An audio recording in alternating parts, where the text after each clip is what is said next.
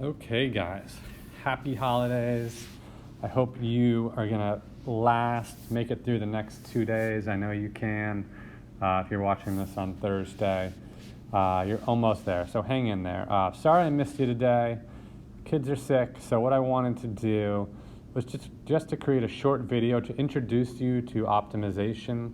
So we'll start it today. I'll try to keep the video relatively short, and then you can go off and enjoy your break, at least from a math perspective. When we get back, we'll pick up optimization again and then get into motion. But let's just jump right into optimization and talk about what it is, how we're going to approach these problems, etc. Okay, so let's just take a look here when it talks about optimization. Optimization is going to be similar to related rates in the sense that we're going to have these word problems or problems, real life problems we're going to try to solve. We're going to solve it a little bit different than related rates. Optimization specifically is about maximizing or minimizing some function. So what is the maximum weight of this thing? What is the smallest thing we can cut out of some object, right? We're looking for maxes and mins, which should at this point scream out to you derivative, right? It makes sense we're doing this now we're sort of wrapping up derivatives. So some tips before we just start jumping right in, okay? Certainly carefully read and underline the problem. There's a lot of details in these problems, especially some of the longer worded ones, so make sure you underline any important information, the things we're trying to maximize, so you don't miss out on any key details. Number 2, write out the equation of the thing you're trying to maximize or minimize, okay? And then write out any additional equations that might pose restrictions, okay? If I said, what's the largest circle I can cut out of a piece of wood? Well, if there are no restrictions on how big that piece of wood could be, well, then there'd be no restrictions on how big my circle could be, right? So usually it's going to say something, for example, what's the largest circle you can cut out of a piece of wood, where the piece of wood has a perimeter of 100, right? So our restriction would be the perimeter on the wood, and then given that perimeter on the wood, or piece of wood, what's the largest circle we could cut out? So that's what I kind of mean by that. And then as you imagine, we're going to use differentiation here. And when we differentiate, it's much easier to differentiate when we have one variable. So anytime you see multiple variables, we're going to want to do some substitution or change it in a way so that we only have one variable. Okay, let's jump right in. So let's take a look at number 1 here. It says, how much should you cut out of each corner, and we're thinking squares here in each corner, of a sheet of 8.5 by 11 inches to maximize the volume of the box you create. So imagine taking a square piece of paper or cardboard, cutting out the edges, and then folding it up to make a box. This box would have no top. So it might make sense if we were to draw a rectangle. And if it helps you, go grab a piece of paper and imagine cutting squares out of each corner, such that when we cut those squares out and we fold up the box along those corners, it creates some type of container or box without a top. So what I'm doing here is just making a picture, and this could have been another one of the suggestions, okay, drawing a picture. So the first thing I might say is, what are we trying to maximize? We're trying to maximize the volume, okay? And we know volume to be, of a box, length times width times height. So you can imagine we're going to take the derivative of volume and then try to find its max, the max of that function. However, right, we have 3 variables, and that's not very conducive to finding this. So let's think about this. So I've got this rectangular piece of paper. I'm going to cut out squares on each side. They're identical squares. I don't know how big those cutouts are going to be. So for right now, I'm just going to label each side of those squares X, X, X, X for all of them. Okay. All right. My width or length, however you want to think about it. Okay, we know that the length of your paper or cardboard is 11 inches. So this entire length right here is 11, okay, and your width, okay, is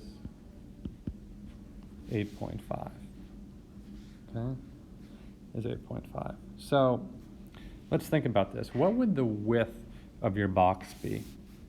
All right, if we cut out those squares, my width, okay, my width is only going to be, if you can see the blue there, the width of that box would be just that line in blue, which would be 8.5. Okay, your width would equal 8.5, okay, minus 2x, minus the two widths of those squares that we cut out. If I look at the length would be what you see in green, okay, minus the two values for x. So my length would be 11 minus 2x. And then the height. Again, I would encourage you, if you're having trouble visualizing this, to actually cut out maybe a square inch of 1 by 1 out of each corner of a paper and fold it up. And if you were to fold it up, you'll notice that the height, okay, is just the width or the length of the square you cut out. So your height here, okay, which I'll do in yellow, your height is just going to be x. If you can imagine folding those sides up now, it's only going to go as high as the depth of that square you cut out. And again, this is one where I think, again, doing it out and cutting a 1 by 1 rectangle out of a piece of paper, square out of a piece of paper in each corner, and folding it up, you'll see that, oh, the height is just going to be x. So if I wanted to find the volume now,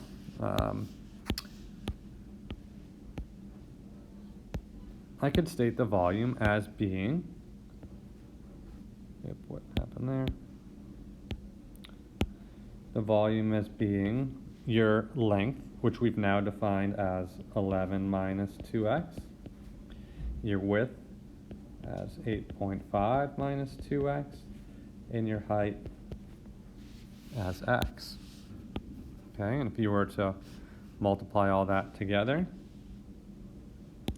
if we multiply all that together, I'll help you out, save you a little trouble. If we FOIL it all out and simplify it, we get 4x cubed minus 39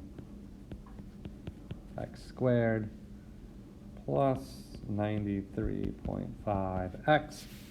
I've now stated my volume or defined my volume in terms of the squares that I've cut out, right? It's only defined in terms of the size of those squares I cut out. And if I take its derivative, because we know we need to find the max, dv over dx would equal 12x squared, simple power rule here, minus 78x, okay, plus 93.5.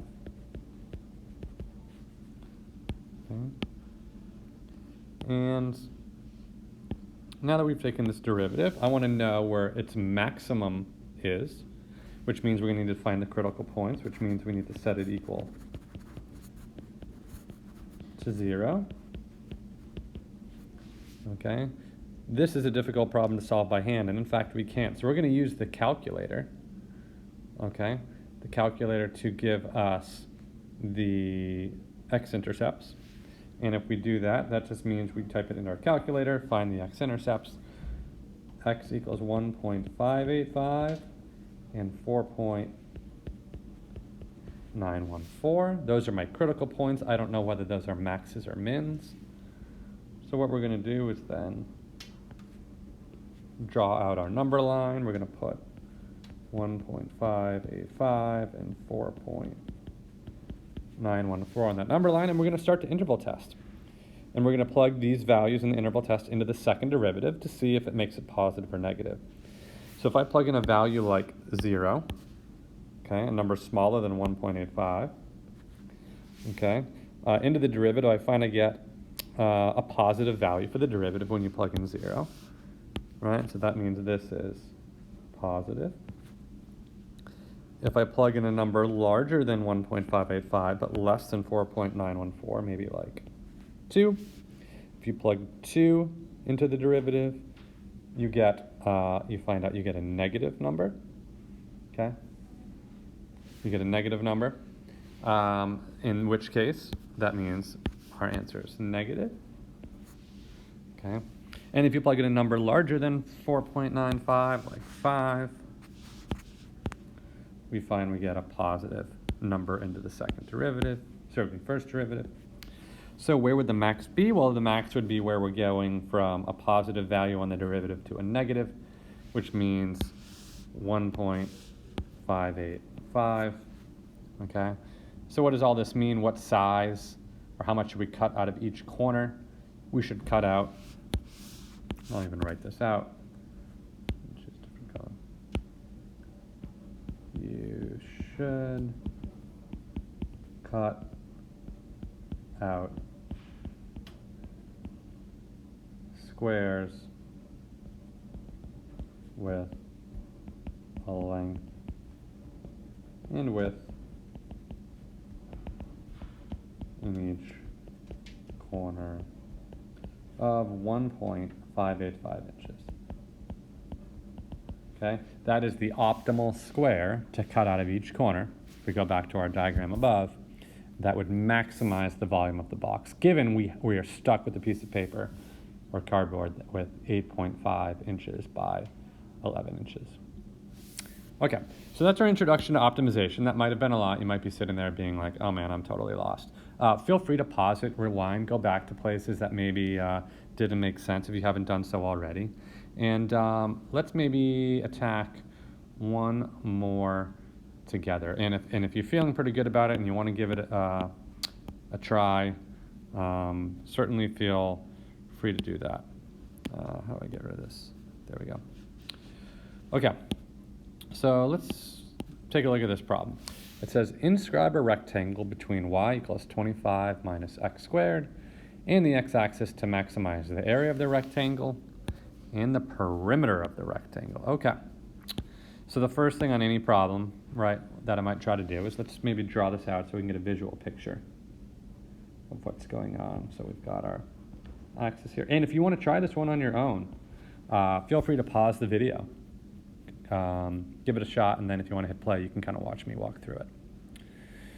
All right, well, 25 minus x squared is a parabola, okay, with x-intercepts of 5, 0, and negative 5, 0. Okay, it's got a point up here of 0, 25. Right, I'm just kind of listing those points. And it looks a little bit kind of like that. Not a perfect parabola, but hopefully close enough that you get the idea. Okay, and it's asking us to inscribe a rectangle in here that maximizes the area. So just to give you an idea, right, there's a lot of different rectangles we could draw. I'll draw a rectangle in red here, kind of a little skinny rectangle. I'll draw a rectangle in blue here. That's almost kind of squarish like. I can draw a yellow one here that's really kind of skinny but vertically, right? Which rectangle, the one in red, blue, yellow, or maybe there's another one we can draw, would maximize the area of that rectangle, or which one would maximize the the perimeter of that rectangle? Okay, that's where we were trying to answer, and that's a difficult problem. So let me just erase that. Okay, so I'm going to just draw kind of this vague, nondescript rectangle. We'll draw it in blue. Okay, and I don't know if it takes this exact shape, but I just want a picture to kind of look at. Okay. All right, so let's start to define the dimensions of this shape. So this point right here in the top right of that rectangle, the top right corner of that rectangle, I could define as x, right, some value x. And what would the y value be? Well, we know the equation is y equals 25 minus x squared. So you could write x comma y, but x comma y wouldn't really be helpful because then I would have two variables. And since y and 25 minus x squared are the same thing, I could define that point as x comma 25 minus x squared, right? Y and 25 minus x squared are the same thing, so I could define that as 25 minus x squared. So if I do that, then that makes my height, right, in green there, as 25 minus x squared. Now all I need to do is define the width. Well, we know the width, in this case, is x, right? That's the x coordinate of that point. So that would have to be x. Again, x representing the distance from the y-axis to the right side of that rectangle. And since this parabola is symmetrical to the y-axis, okay, that means the rectangle is also going to be symmetrical to the y-axis, meaning if that distance that I outlined in yellow is x, that would also mean that this distance here would also need to be x. Now I know you might say, oh, well, that's negative x. And technically you'd be right. That would be negative x. But we're really just looking for like the absolute value of the entire length. Remember, you can't have a negative length. So I could just define that as having a length of x. So for example, I don't know what the actual answer is going to be. Well, I do, but I'm not going to say it. Let's say x were 3, then that means this side over here would also be 3, and the rectangle would have a total width or length, however you want to think about it, as 6. Okay? So that's how I'm defining both sides as x, because it has to be a positive number. All right, so for part A here, we're trying to maximize the area. Area of a rectangle, length times width. Meaning if I now input the numbers from this problem, my length would be x plus x, or 2x, and my height, or width, however you want to think about it, is 25 minus x squared, which if I simplify it, a equals minus 2x cubed plus 50x. All right, so we're trying to find the maximum volume. So if I'm trying to find the maximum, again, lo and behold, guess what I'm going to have to do? The derivative. So dA over dx here, there's not d over dt, right? There's no time. dA over dx, if I take the derivative, it's negative 6x squared plus 50. And we're going to set this equal to 0 to find any critical points. Negative 6x squared plus 50. Minus 50 equals negative 6x squared. Divide both sides by negative 6. And we get x squared equals 25 over 3. Okay, which if I then square root both sides, I'm just going to scroll down a little bit here. That means x equals plus or minus root 25 over 3, which equals plus or minus 5 over root 3. Don't worry about rationalizing. We can kind of rationalize at the end. Okay? All right. So we're looking for the dimensions here. So we know the length is 2x. So the length is 2 times x. So 2 times 5 over root 3 equals 10 over root 3, which if we rationalize is 10 root 3 over 3. So that would be my length. And my width would just be 25 minus 5 over root 3 squared. That's a horrible 5. I'm going to go back and fix that. 5 over root 3 squared. What does that come out to be? 25 minus 25 over 3, which equals 25 is just 75 over 3, so that gives me 50 over 3. So what are the dimensions? My dimensions are 10 root 3 over 3 by 50 over 3. Okay, a lot to do there, but hopefully pretty straightforward. What did we do? We defined the area in terms of one variable. We took its derivative. We found its critical points. And then we plugged back in to get our length and width. Okay? If you didn't pause this video, okay, if you watch me just do that, I would really encourage you to pause it here and try B, the perimeter. It follows a very similar pattern to what we just did, and I think it would be good practice. So if you haven't paused it to give it a shot, please do so now. And then when you've gone as far as you can go, you think you got the answer, you can hit play and see if you get the same answer as me.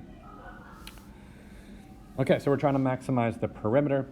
We know in general the perimeter of any quadrilateral, or I should say parallelogram in this case, is 2L plus 2W, 2 times the length plus 2 times the width. 2 times the length would be 2 times 2x, right?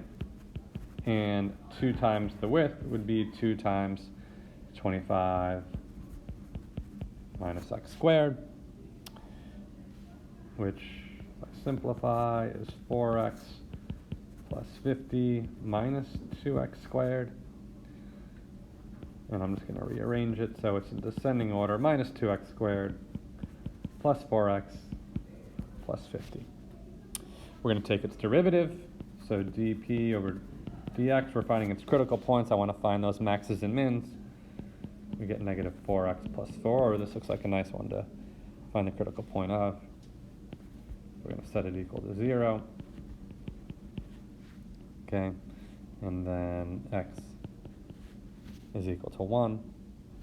In this case, my length now would be 2 times x, or 2. My width would be 25 minus 1 squared, which is 24. So my dimensions to maximize the perimeter would be 2 by 24 inches. Okay? Optimization is difficult. As I said, we're going to spend the next class after break in 2024 doing more of these. I think these are good problems to do. So I'm going to assign one more for you to do now, and you can use the solution key to help you solve it. I'm going to assign you number 5. So let's just scroll down and take a quick look at number 5. Okay. It's a kombucha manufacturing company, gross, that's designing cylindrical containers. And what dimensions will minimize the surface area and cost of the container, given it needs to hold 350 centimeters cubed. I give you the formulas you need. We have volume here. We have surface area here. Before you begin, think about which function is your restriction and which one are we trying to minimize. Okay, are we trying to minimize the volume, or are we trying to minimize the surface area? You can use your calculator for arithmetic, but don't use it for anything else. Okay? Use it for arithmetic, but for nothing else. And see if you can get the same answer I get. Use the solution key as a guide, and then we'll come back after break, and we will talk about any questions maybe you have on 5 and or 1 or 2 here, and then maybe get into some more difficult problems. But by then you'll be an expert, so you'll be ready for those more difficult problems. All right, guys, have a great break and a great new year.